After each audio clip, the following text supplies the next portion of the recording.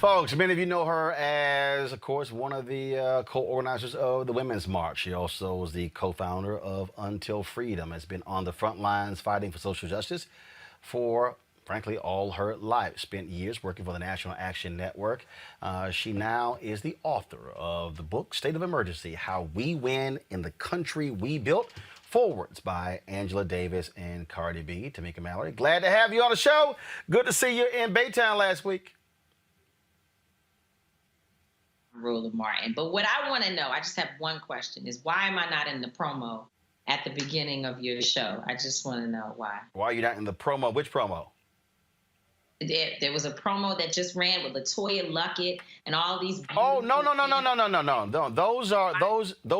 Those are celebrity drops, which means I don't think you've done a drop for the show. I'm also not a celebrity like they are. So no, but we can include you, but you haven't done a drop. Okay, well, I will. See, there you go. There you go right there. See, there you go right there. So I was like, promo? Like, what you talking about, promo? All right, let's get right to it, talking about a state of emergency. I remember you were writing this, you were like, okay, this is hard as hell. You like, this is driving me crazy. Why? Why was it so hard? Well, first of all, it was an aggressive timeline. You know, I started the book a few months after my speech in Minneapolis, which is just 1 year ago during this month. And obviously, since the book is finished and in my hand, all the printing and the editing and the proofreading, that takes time as well. So that means that the timeline that I had was really, really short. And I, remember writing you and saying, yo, this is really hard. Like, it's not easy to also sort of narrow down the information that you want to include. And every time I thought my thoughts were clear, I would have to go back. And then so many times I felt like there needs to be more. And it was actually Dr. Angela Davis, who I called one day and I said, I feel like it's not enough.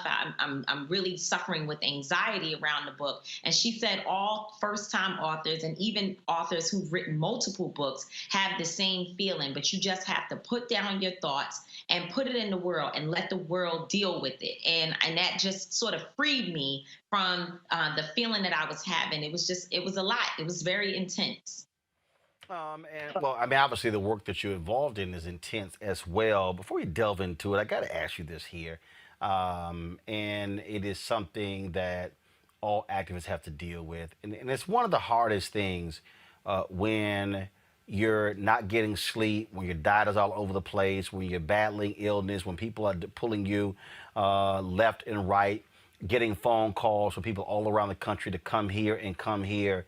And then you have folks who are constantly attacking and sniping and questioning your integrity, your credibility, and your character. How do you deal with that? Because it's a lot. I mean, there are moments when and I've talked to other folks, folks get down and they sit there going like, damn, I'm sitting here putting all this work in and having to deal with BS with people who look like me. Roland, I have developed thick skin because thankfully I've been around great leaders my entire life, and I watched them be attacked and to be castigated and to have their character defamed in the same ways. And I think that the only thing we can do, in fact, I saw a tweet from Mark Lamont Hill the other day that basically said, keep doing the work, history will vindicate you. And for me, that's what I'm leaning on. And I think the other piece, because I call you and I call others and say, different things that I'm feeling, and we talk through what is the right way to approach addressing some of it, and most of it we are not addressing at all, because those individuals, for the most part, that spend so much time focusing on trying to critique and tear me down are people that I never see outside. I don't see them. I didn't see them in Baytown, Texas, for Pamela Turner. I never saw them in Louisville, Kentucky for Breonna Taylor. I've not seen them in New York for Eric Garner, Sean Bell, or many of the fights that I've been involved in. And I travel across the country supporting many families who asked me to be there. I've not seen them supporting Trayvon Martin, who I was just with his mother in Florida just this past weekend, where she held a conference for the Circle of Mothers. Sandra Bland's mother was there.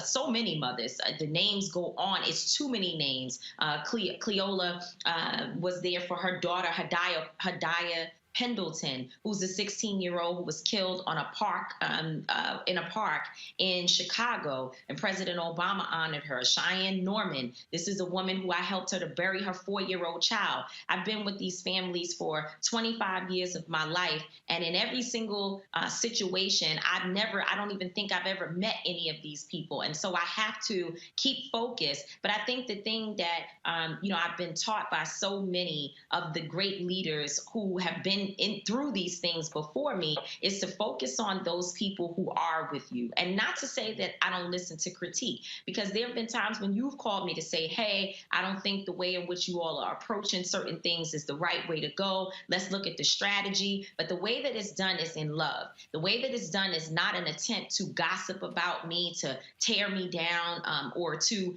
try to vilify me. It's done in a way that lets me feel safe. And I think we all should protect our energy and feel safe, So I focus my attention on people who want to critique from a position that allows me to grow, rather than people who are looking for attention and likes on their social media and are using the defamation of another Black person, and particularly a woman, in order to get that.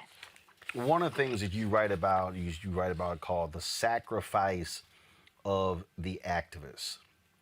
And that is something that, again, I don't believe people really understand. Just the other day, Latasha Brown posted a video of her in the hospital dealing with exhaustion, and I sent her a text and I said, "Did you and I had this conversation 5 months ago?" Because I was imploring her to get rest and knowing when to take breaks and how often to take breaks, and I said, look, you're no good on the battlefield if you're not on the battlefield, if you're laid up.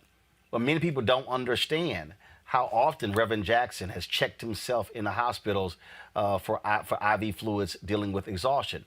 Dr. King, same thing, on many occasions would get checked in the hospitals because he was battling exhaustion.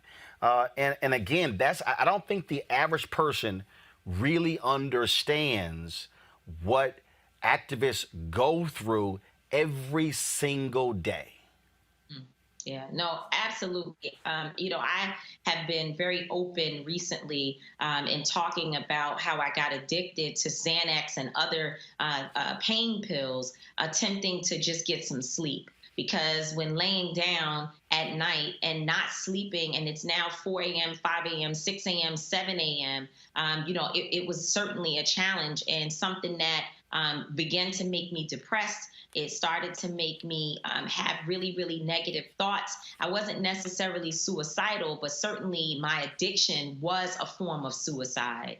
And I had to actually go through one drug treatment, but not only did I go to rehab, while I was there, they began to identify that PTSD was a part of what the underlying cause of how I ended up in that situation. And so, I feel like your point is so true, that people don't really understand the toll that it takes on you, the days when you can't pay your bills, the times when your children need you and you're not able to be there, or just the guilt of not being there to support your family, but yet you're out there working on behalf of other families. It's a lot. And then, of course, we do have to deal with the critiques of our community, and we do have to show up and continue to prove that we are 10 toes down. You have to, there's so many things. I mean, I think about just in my own life, I have at least 5 different things going on that allows me to, keep income and to make sure that I can live the way that I want to live and not have to change my message or change who I am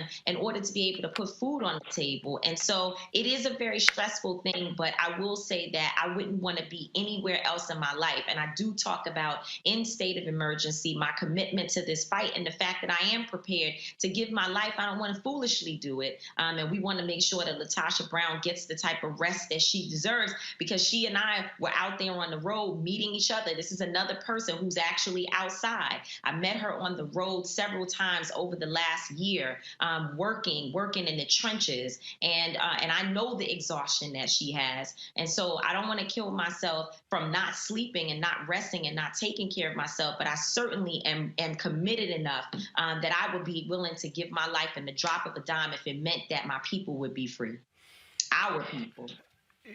One of the things that I think also is critically important, and to my panel, I'm going to pull y'all in with some questions in a moment. The people really also, it's hard for people to understand, is that when you are an activist, there are going to be times when you have to make decisions that other people don't quite understand. I think back to 1964, Atlantic City. Yeah, the Mississippi Freedom Democratic Party. They traveled to Atlantic City, and they were committed in seating a black delegation. And President Lyndon Baines Johnson sent Walter Reuther, head of the labor union, to King, and said, look, I need this to end. You tell King, take the compromise. I'm pulling all of your money. And he accepted the compromise. And there were people who attacked him, and he said, I am not going, he said, to lose sight of progress by trying to get everything I absolutely want. He said we have to build towards it. And there are a lot of people out there, and I remember very vividly, there are people who were attacking you, attacking Ben Crump, when they had the settlement for Breonna Taylor in Louisville. And you spoke on that day. I remember when they had the settlement for the George Floyd family during the trial, and folks, attacked them for it. There are people who have said, politically, whether it's with President Obama, President Biden, and others, and people say, how dare you do that? Not understanding that unless you're in the room and you realize what is truly going on and how far things have gotten and how you have to achieve some progress, it's very easy to stay on the outside and say, no, you don't you get everything we want or get nothing at all. That's real easy when it was one of your family members who wasn't, when you didn't have a family member who was killed. Yeah, I think that there is a balance, right?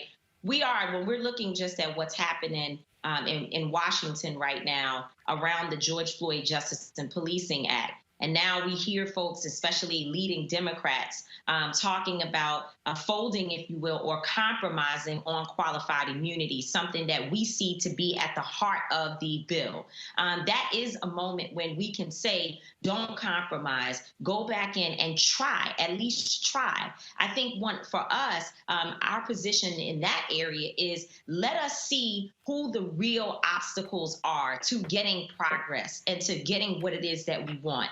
don't step in the way and become the target of conversation. So that is very, very different. But when you're looking at people, and we're not talking about folks in elected office, we're talking about families, we're talking about attorneys, we're talking about people like in Breonna Taylor's situation who said, well, we will take a settlement, but we also will make sure that there are actual reforms in that settlement. And I know for sure that they've been meeting with the city and with the mayor to make sure that these other changes within the police department become real. And it's going to take work. It's not going to happen overnight, but they didn't just take the money and not focus on making sure that they help at least in the best way possible to protect the next Breonna Taylor from, becoming falling victim to what we see happening to her. And there were plenty of people who said, and it tells you that they were misinformed, that they would say, well, you can't get a settlement and take settlement money and still get a guilty verdict, that once you take the money before the trial is over, you're never going to get a guilty verdict or get any accountability. Well, we know that that's not true, because we see that in the case of George Floyd,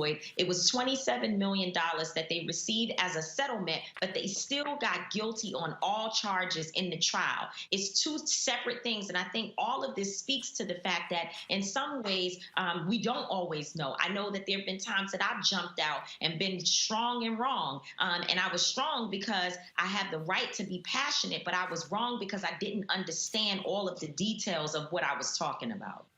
I'm going to pull in my panelists for some questions, and I'm going to ask you a few more questions. Let me start with Teresa Lundy. Yeah, thanks, Roland. Tamika, it is a pleasure to, congratulations on your book. The last time I saw you in person, you were right here in the city of brotherly love and sisterly affection. And that was at, I think it was like 2 years ago for a Meek Mill rally.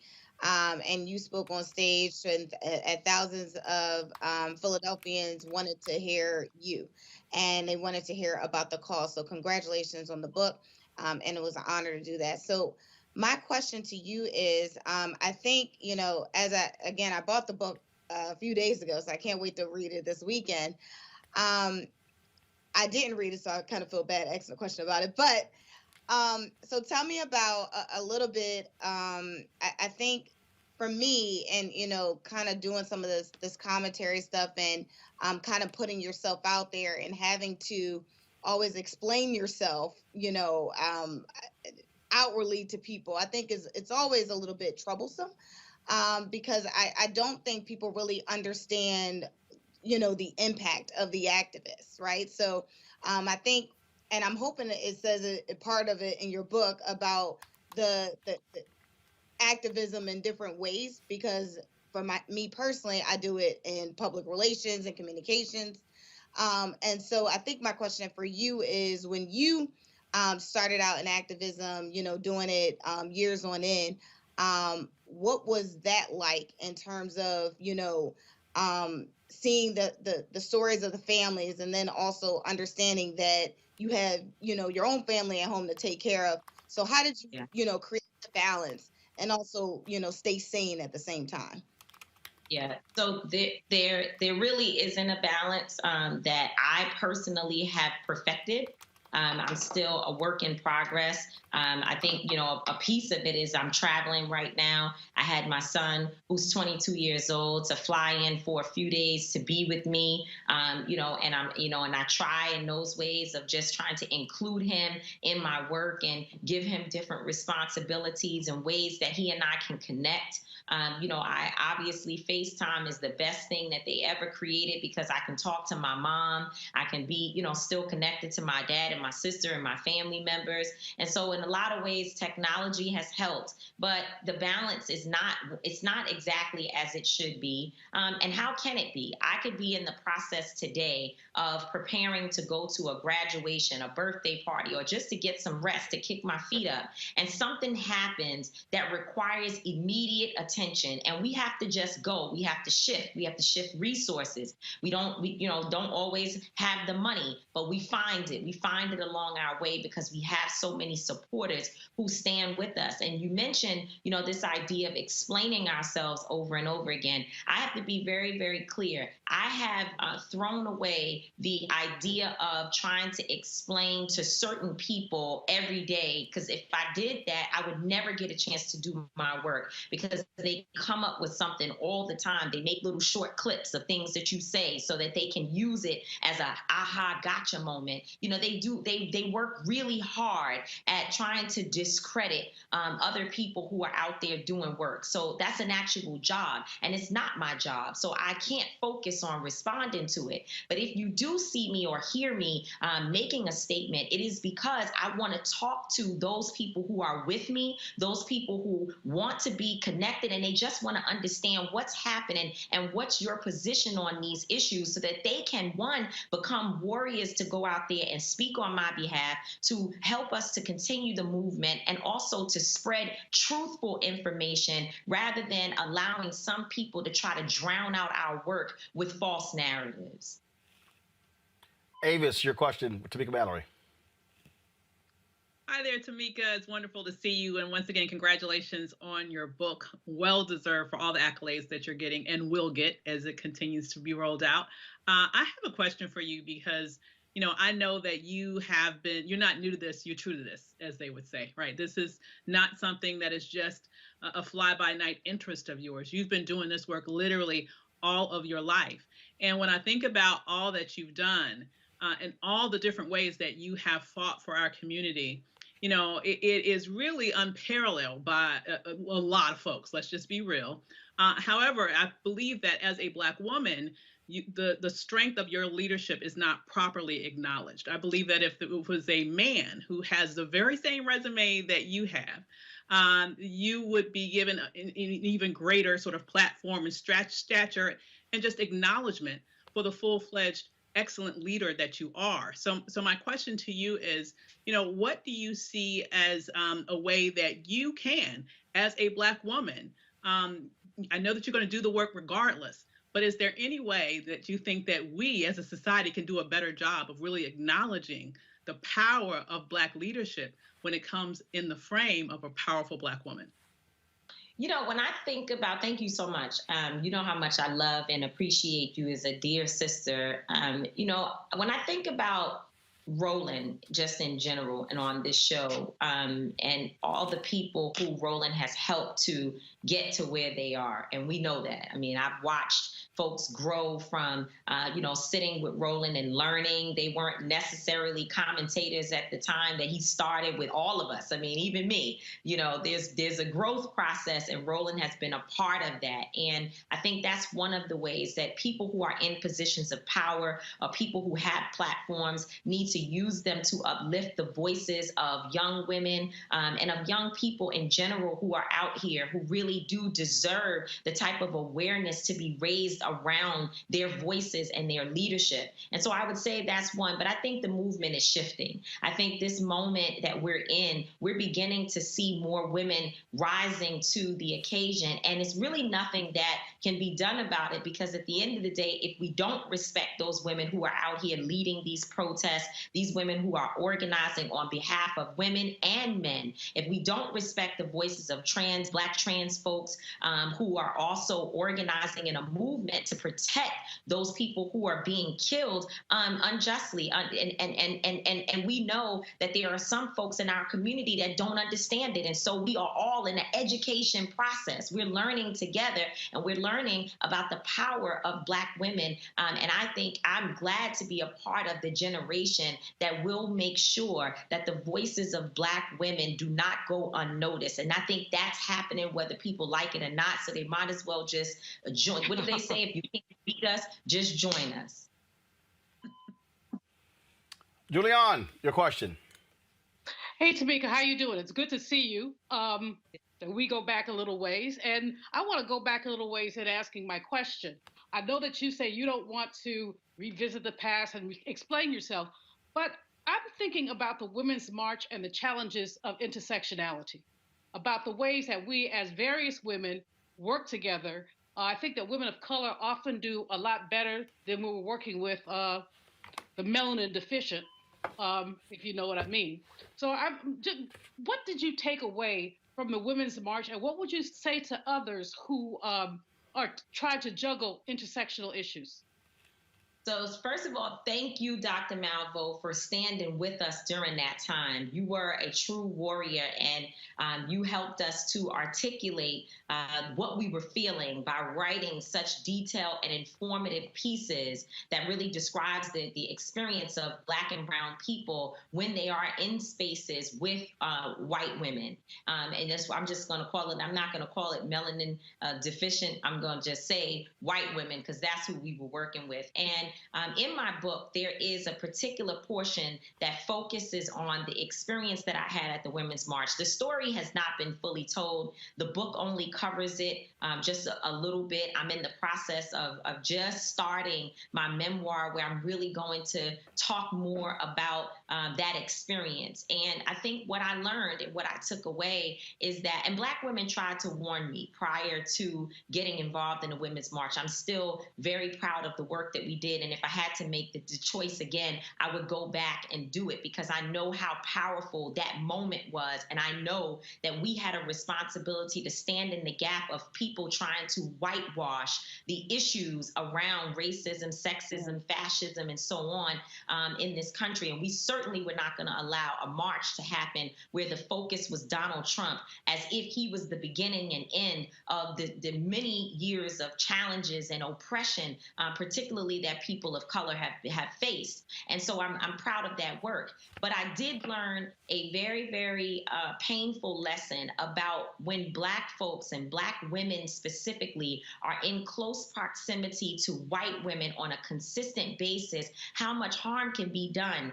We went through a lot physically, mentally, emotionally, after being in that space. It's very, very draining and taxing, because white women have a lot of work to do. And I see the work happening. I made sure that in this book, that white women, when they pick it up, that they will have an opportunity to experience our pain and to join us, to really become deep accomplices in helping us to navigate through this fight towards racial equity and justice.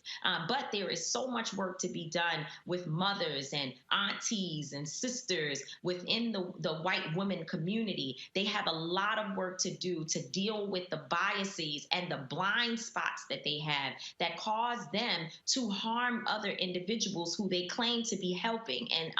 It's a tough lesson to learn on your back, because certainly that's how we learned it. Tamika, we talked earlier about what happens when you have to deal with criticism. You had to go through all of this when Samaria Rice was criticizing you and others, even though you never even went to Cleveland. You were never involved in the Tamir Rice case there. But there were folks like Breonna Taylor's mother. People were demanding that you address the issue, but there were people like Breonna Taylor's mother who came forward and said, no, hold up, wait a minute. We made clear we want Tamika involved. And talk about, again, having to go through that and having to deal with those attacks when you had nothing to even do with the Tamir Rice case. So, I recognize the trauma, Roland, and I also understand that white supremacy is causing us to be at one another versus using all the smoke, as they say, to fight the systems that are in place to oppress our people and our communities. And so I understand that there is trauma. Anytime you lose a child and feel like people are sort of moving forward in life and your situation has not been addressed, you have not received justice, I can get why there would be pain, why there would be trauma. And I also understand that oftentimes we lash out at people who we see in visible positions and feel like they ought to do more. And to be quite honest, I've said it and I will continue to say that all of us, every single one of us fails Miss Rice and her family, because anytime a child is killed, we ought to turn this country inside out and upside down until justice is served. And I don't believe that she feels that we did that in the ways in which we should have or could have. I was younger in the movement at that time. And as you said, I'd never actually traveled to Cleveland. I've never been one to talk about the Tamir Rice case, other than, there may have been moments in my, where you're sort of calling the roles. But that's not something that I have ever done. And so I understand the frustration, but I also just ask people, because I did get the call calls. And of course, it hurts when you hear someone who doesn't know you, who's never met you, speaking of you in such a way. And so I did, to get the calls from individuals who were like, well, what's happening? People had some impression that I must have done something or been working with her. Maybe there was a misunderstanding. And when I explained that I had not actually been in any relationship to that case and that situation, it provided a little bit of clarity about the trauma. But I encouraged everyone to speak to the families that I've actually worked with, speak to the people that for 25 years of my life I've been in the trenches with. And I can tell you 10 toes down that those families do not share the same sentiments that I am exploiting other people's families. In fact, I was invited to be with the families last weekend because of the fact that, I try to work and help and support so many of them. We just helped Ahmaud Arbery's family to launch their foundation. We're working with other families to put their foundations together and to help them build more sustainable models for their foundation. Obviously, you mentioned Breonna Taylor's mother coming out and speaking up for me, and I didn't even ask her to. I just looked up one day and she wrote something about it. I tried my best not to engage the mothers and not to ask any of them to get involved with something so painful. I didn't want that to happen. But Sabrina Fulton and others, they got out there and they began to say that they know me, and they spoke on behalf of my character and the fact that I always try to operate with integrity. And I'm going to continue to do my work. And I wish everyone peace, and whatever I can do to be helpful, I'm here. Last question I have for you. It's very interesting. The fragility of weak ass black men. I'm looking at some of these fools in our YouTube chat, whining, complaining, and black women have always gotten credit. And I'm going, y'all clearly have no idea what the hell you're talking about. I had some fool complaining, Tamika said sexism is much more rampant than racism. And I'm going, you probably are a dude because you don't even want to acknowledge that sexism exists. And you have to deal with, and I'll go ahead and say it, you have to deal with the misogyny of other black male leaders who, let's be frank, don't like seeing this many black women in leadership positions. What do you say to that young woman out there who is volunteering, who maybe wants to follow in your footsteps and others, who is not as strong in dealing with that, in dealing with the forces of male entitlement when it comes to leadership? Yeah. So, I do want to go back to something you said about the racism, sexism piece. I think it's really important, again, when, we sort of listen to these clips and just automatically think or the worst of, and don't necessarily understand the intentions of those who are speaking. Mm-hmm. I was being asked about Kamala Harris becoming president in 2024, excuse me. I was being asked if I think that that's possible. And I had already talked about racism. And of course, I talk about that all the time. And so when asked whether or not she might be able to become president, what I said was that, number one, the only way she will become president is if her record speaks for her, if she's actually done something to ensure that the Black community respects and honors the work, the actual work, that she has a heavy load on her shoulders that we expect her to live up to. And then I went on to talk about how sexism is the double whammy and how sexism can be worse than racism because of the fact that when you apply both things, you have, again, a double whammy. You have something extra, something additional on top of the fact that you're Black. So we already know that being a Black woman or a Black man is very, very difficult. It is the most challenging. It's awful sometimes when we think about the ways in which we are discriminated against in this nation and have always been. But when you add the challenge of being a Black woman, it makes it even worse. So, you know what? Guess what? Maybe I could have said it a different way. Perhaps, the words that I use, if I was more like Dr. Malveaux, I would have had a better flow in terms of how I was getting out my point. But if you know my heart and you know my work and what I have been doing and all the men that I have stood up for and fought for so many years, the fact that that particular clip is taken so far out of context for what it is that I'm actually relaying is what I'm talking about. People who really are looking for something negative, because everyone else, because I called Mark Thompson, I called a bunch of brothers. I said, I want you to watch this and I want you to tell me what you think. Do I need to respond or not? And the reception that I received, even from some of my toughest critics, I think about my friend Tony Lindsay, who he and we debate all the time about all of these issues. And he was like, I listened to it and I was a little confused. And he said, but I went back and I really listened to what you were saying. And now I'm listening to you talk about it. And I realized the point that you were making about the double whammy, I guess, again, that we experience as Black women. And I do deal with misogyny. I deal with it from other leaders. I deal with it from those who come into my comments and call me out my name. Those who use their platforms to consistently attack and, I don't know if I've lost you. No, you're still here. You're still here. Good. Something popped up on the screen.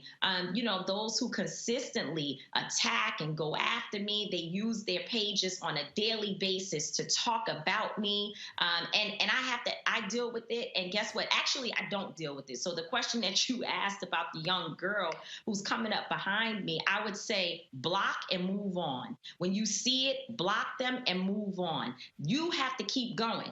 We have a responsibility to do the work. No one gets to tell us that we're not powerful, that we have to dim our light, that we can't be out here as a leader. And also, here's the thing. This is the most important point. The most important point.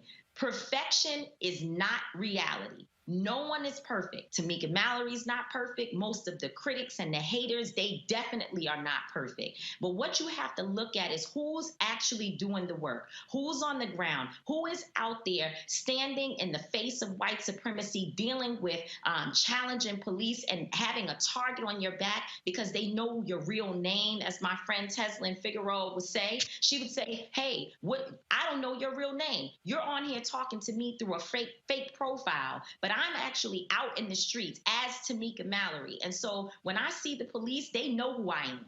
They know exactly who I am. And I have been targeted in this movement. And so I have to stay focused and keep going. Don't go back. Don't look back. It's the Harriet Tubman statement. If you hear the dogs barking, keep going. You can hear them coming after you. Just keep going. And I'm ministering to myself as I say this and as I continue to block all of them, because you know what? In the end, whatever they have to say about me, they need to find a way to do it better and outwork me. Simple as that, y'all. The book is called State of Emergency, How We Win in the Country We Built. The forward is by Angela Davis and Cardi B. Actually, I got one last one. Tamika, I asked all authors this. What was the wow moment? When you're writing this book, the wow moment that caused you to go, oh my God, it's unbelievable. It could have been something you remembered. It could have been something that came about. Was there a wow moment for you? Let's see. It was so many. I think, first of all, the fact that I was like, that I had all of the chapters outlined was a wow moment, because it's a real job to actually sit down and do the work. But I do think that forward between Cardi B and Angela Davis is an important part of the book. It actually gave me inspiration, because I kept writing knowing that I opened the book intentionally, drawing in every single person that I wanted to reach just by having Dr. Davis and Cardi B to be in there to set the intention, to have Cardi basically saying to Angela Davis, am I allowed am I welcome in this movement next to you? Is there space for me? And to have Angela Davis take the time to sit and respond to Cardi, I know that gives a point of entry for Keisha, who maybe she has 2 jobs, 2 kids, and she might be a stripper at night. It has a space for Ray Ray, who might be on a street corner today, but because of what he found in this book, he realizes that there's a place for him in the movement. I wanted it to reach the doctor, reach the lawyer, reach the bus driver. I wanted everyone to find themselves in this book. And I think that the intention that was set with the forward helps to be able to do that. All right, then. Again, folks, State of Emergency, How We Win in the Country We Built by Tamika Mallory. Tamika, always good to see you. Get some rest, keep swinging, and tell the haters to go to hell. Love you, Roland. You tell them for me. You know I will. I appreciate it, Tamika. Love you, darling. Thanks a lot.